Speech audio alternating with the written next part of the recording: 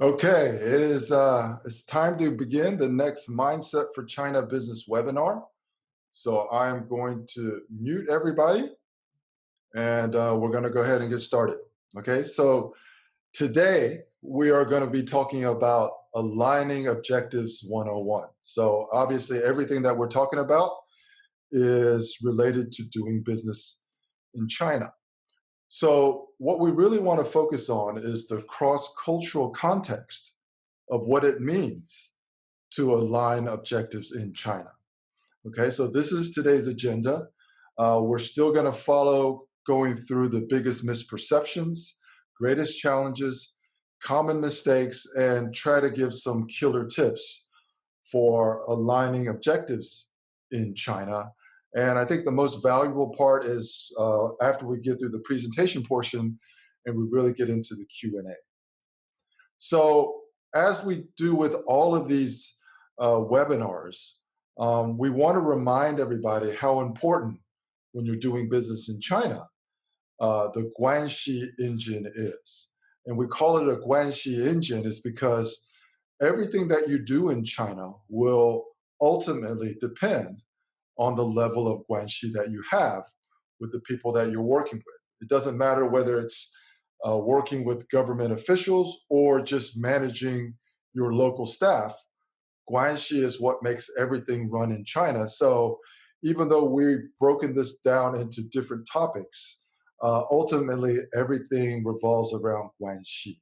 And Guanxi in China basically is dependent on giving and receiving face, developing trust, which everybody can easily understand, but also reconciling values that if you're an American like me, the values will be different.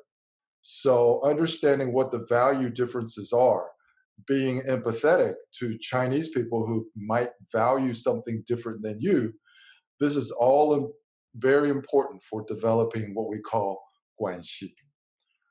Okay? And in order to understand how to develop guanxi, whether it's going to China or any country for that matter, we always focus on what we call the essential soft skills that matter. What we're really talking about is at the individual level. How do you develop better relationships? How do you communicate better? How do you negotiate? Ultimately, how do you lead?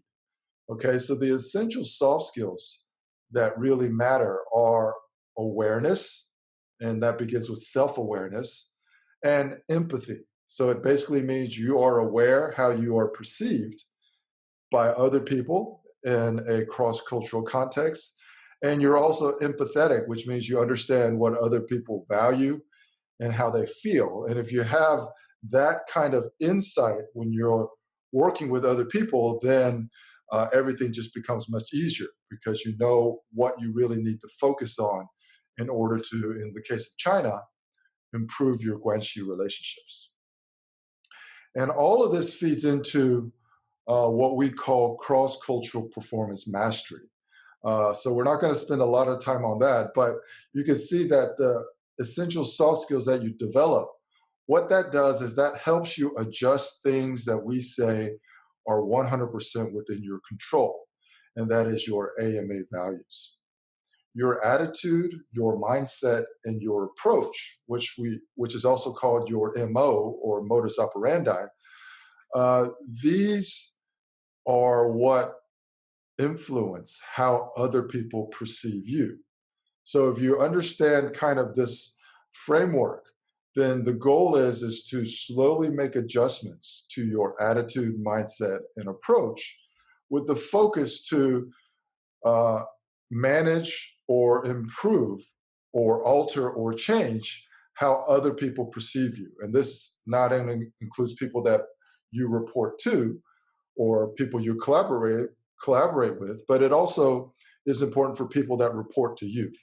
Because ultimately, how they perform will be a function of how they perceive you, and not just what they what they agree to do when you're in a formal meeting. And then ultimately, the perception of other people is what ultimately influences the outcomes that you want to achieve. So last week or 2 weeks ago, we talked about negotiations, and in the webinar prior to that, we talked about communications. So what we really wanted to do for the people who missed the previous webinars is we wanted to contrast what were the differences between communications and negotiations. And we started doing that from a very kind of Western point of view. So we call that level one thinking. And, and you can see that when we're just communicating, whether it's one way or two way, there's a different intent than when we're negotiating. When we're negotiating, there's greater purpose. We have very short-term objectives because we want to actually sign the contract. And there could be some gamesmanship going on because we're trying to get the best deal. And it's important to have a very holistic view of the outcome that you're trying to achieve. And that seemed all fine and good. And then we really contrasted that with the Chinese point of view and how they view the differences between communications and negotiations. So I'm not going to go over this in detail here, but just getting very briefly, when Chinese people negotiate, they have a tendency to want to conclude the negotiations as soon as possible because in their mind, it's almost irrelevant what the terms and conditions are in the contract because from a Chinese point of view, negotiations is ongoing. And how you work together and how you collaborate and how you partner together really depends on the level of Guangxi. So the Chinese people have a tendency to just want to get through with the formalities so everybody can begin to work together. And you will also notice, for those who have negotiated with Chinese stakeholders in China, is that there's a lot of kind of what I would say are equivalent to art of war tactics when people negotiate. What you're going to perceive is that Chinese people may say a lot of misleading things. They'll have a tendency to exaggerate. They'll probably ask for everything and promise everything, but that's basically, they just want to get to know kind of what your limits are. What is your bottom line? And sometimes when they promise things, it's order to give face. So sometimes for somebody who's not familiar with this kind of business negotiations, a lot of it can be very frustrating. And what it all really translates into, an easier way to describe it, and of course I'm not the first person to describe it this way, but it's equivalent to what we might consider circular thinking. Okay, and for most Westerners, circular thinking is kind of very difficult to understand because it's not an either or. It's not a yes or no value proposition. And things don't progress in a linear fashion. They could be jumping from one point to another to another. So it's very confusing. And circular thinking isn't just important when it comes to negotiations. It's basically important when you're doing any type of interaction with somebody in China. So today what we want to talk about is how does circular thinking affect aligning objectives, which is today's topic, okay? So when we get into the differences between negotiations and aligning objectives, today we're just going to jump straight into level two thinking, which is the more Chinese point of view. So obviously during negotiations, Chinese people will employ a lot of what I call art of war tactics. But the thing to keep in mind is they don't necessarily do this because they've studied the art of war. It's just a lot of the tactics and strategies are just kind of deeply embedded in the culture. So they just do it naturally. Obviously, the logic sometimes is very circular. And I don't know if it's necessarily by design as a strategy or it's just how they talk. I think it's a combination of both. But as a foreigner, you have to be accustomed to this kind of circular reasoning. Sometimes the process relative to what we as Americans or Westerners are familiar with is a kind of a backward process. So when you're talking about contracts, our goal is to get all of the terms agreed upon, and then the contract is signed, and then the work can begin. For Chinese people, generally, they just want to get the contract out of the way because everything is kind of negotiable along the way. So it's almost like a backward process when you're talking about the purpose of negotiations. And of course, time is always something that culturally has differences between, let's just say, Chinese and Americans, where we have a very objective perception of time. It flows in a very linear fashion, and we are very time oriented. We have deadlines and we have certain things that need to be done at a certain time. Whereas Chinese generally think of time in a more holistic manner. So it's really not about absolute time. Now, when we get into how does aligning objectives differ from negotiations? So maybe during negotiations, you're trying to align objectives anyway, but we want to try to contrast them a little bit here.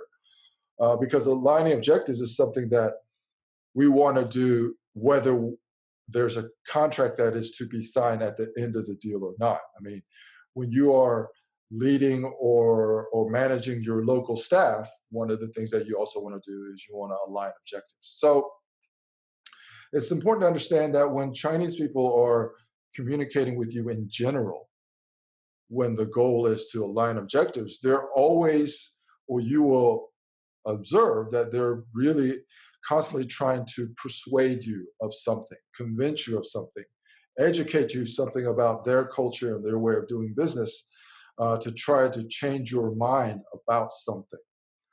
Aligning objectives in China is really about the giving and receiving of face. Okay,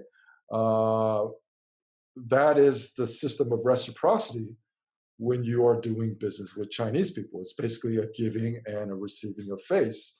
So that is very, very important. And of course, exchange of reciprocity, giving and receiving face, it's very personal and it's very emotional. So that is I think, one of the biggest differences when you talk about Chinese people aligning objectives and Americans or Westerners aligning objectives, is that when we're trying to align objectives, it's not as personal, it's business. And even though we also have, a lot of us have varying degrees of emotional intelligence, generally speaking, we try to be detached from the objectives themselves.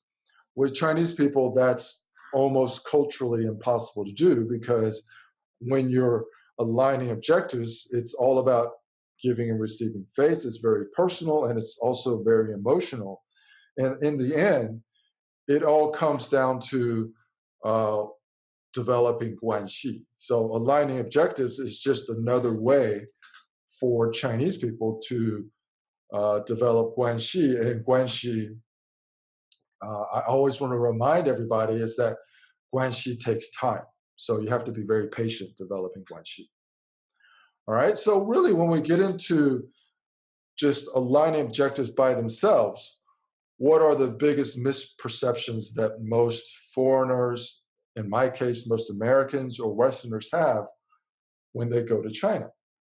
So the first one is, and of course this is very similar to when you're communicating, is that when people nod or they even say yes, that doesn't mean you have aligned. A lot of times that only means that they heard what you said and they may not even agree with it, but because of maybe being respectful or they want to give you face, you may not even know that they actually disagree completely with what you said. So nodding and yes often just becomes kind of a misperception when you're trying to align objectives. And then I say more than words is because one of the biggest misperceptions is that you can interpret what you hear people say literally. And so what I always advise is that what you hear people say in China, especially when it comes to trying to align objectives, is you have to kind of interpret it in a more figurative way, because that's not how Chinese people talk. especially if they're talking in English, which isn't their native language. So promises really have little meaning. Verbal agreements have little meaning. And that's just one of the perceptions that you have to start getting accustomed to when you're trying to align objectives in China. And of course, we touched on this earlier, and we're going to keep on going through this, is that alignment is based a lot on Guangxi. So as the Guangxi relationship gets stronger, what tends to happen is the alignment tends to get better.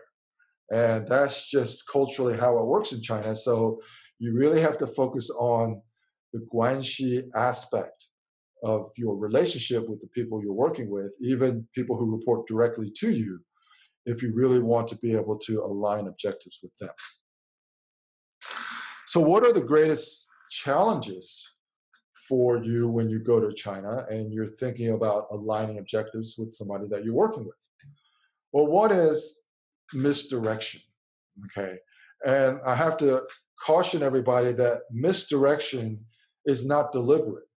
So I don't want you to judge Chinese people when you think they are deliberately vague or they're misleading you or something like that. Culturally, that's just kind of how it works. But what you're going to perceive is while you're trying to align objectives, the other person in China is probably, they're only really trying to discover your position. Okay, so the intent, again, is very different. So when we talk about intent, when we are trying to align objectives, we're really trying to build a consensus, okay? And for the Chinese, which they may be already a step ahead of us, and this is just not in what they say, this isn't how they think. They're always thinking about the way forward, okay? But they're always thinking about the way forward in the context of what level of Guanxi can we develop, okay? So one of the greatest challenges is reconciling what your intent is with what other people's intent is, okay? Another challenge, obviously, is dealing with a very circular reasoning. And the thing is just to understand is you really just have to be empathetic that Chinese people have different values, they have different priorities, and they have different expectations. And if you're able to be empathetic, which is one of the essential soft skills, then you're going to have a much easier time dealing with what Westerners would consider very circular reasoning. And the final challenge is really time or having patience, but it's really because if you just want to try to do a comparison, Chinese have a completely different perspective of time and what it means in the whole equation of actually trying to get something done or get something accomplished. So the general advice always is you have to be very patient. You don't want to be so structured that you don't leave enough time to actually manage the softer side of forming successful relationships in China, which is obviously, again, developing the Guanxi relationships. So what are some of the common mistakes that a lot of Americans or foreigners make? I think the biggest mistake, and I hear this and I see this all the time, is they believe that when people don't understand what they're trying to say or they don't accept their point of view, they become more emphatic. They get louder, okay? And they speak more succinctly and louder and directly, and somehow they have the feeling that this translates into a better way to kind of pound it into somebody to understand what they're saying. And that's really kind of a mistake. It shows a lot of, well, first of all, it shows a lack of patience, but it also shows a lack of professionalism. I guess that's the best way to translate it. There's a word for it in Chinese, but in English, just think about it as a lack of professionalism. And that, of course, affects how the Chinese people perceive you. And ultimately, it could be kind of an impediment to developing greater trust and better Guangxi relationships. Okay. So another common mistake, obviously, that we talked about in the beginning is when you get agreement, that doesn't mean you have alignment. So you kind of have to think about these kind of separately. Okay. Getting somebody to agree basically could just mean you just say yes, and that's good enough for me, because kind of in American culture, as long as you verbally committed, then I can kind of hold you to that. Well, that completely doesn't work in China. I mean, I can't tell you how how badly that wouldn't work. Okay, but you have to think about it in that context. That agreement actually doesn't mean alignment. Alignment is something that you improve over time. So it's really about how you view time and how you view your relationship with the person that you're trying to align with. Another common mistake is sometimes we as foreigners, we develop what we think are really good relationships with people that report to us, or even people who don't report directly to us, but other people within the organization. But in China, hierarchy matters. Okay. So it doesn't matter that you say, I want you to treat me as an equal. I want you to keep me accountable. We're all in this together. We're a team. Yeah, all of these things sound fine and great in English if you're saying these to another group of kind of Americans. But it just, even when people kind of nod their head and they agree, say, oh, yes, I'm going to call you by your first name. We're going to be on a first name basis. That really doesn't mean anything, because in China, even in a kind of Western organization or Western multinational in China, hierarchy matters.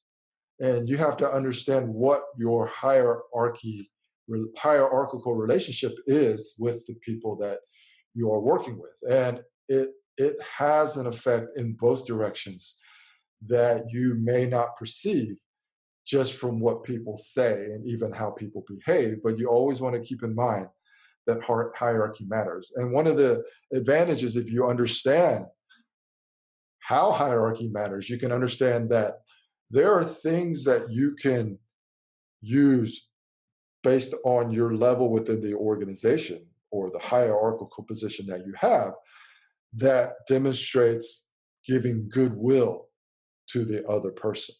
Okay, so we talked about some of that in the earlier webinars. It's really about acknowledgement, inclusion, participation. That is something that you can do depending on your level of hierarchy. And a common mistake is, again, not to recognize it, and then, of course, not to utilize it. And, of course, not being patient enough, not understanding that Chinese may follow a different process in their minds. It doesn't matter whether it's negotiations or communications or partnering or whatever. It's just a different process. And ultimately, understanding the process and having patience will ultimately equal you being able to develop better Guanxi relationships.